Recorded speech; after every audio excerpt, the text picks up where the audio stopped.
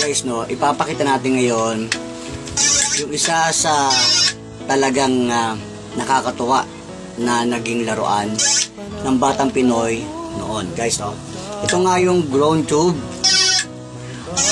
or yung noise tube, no. Guys, mapansin mo, ganyan lang siya, no.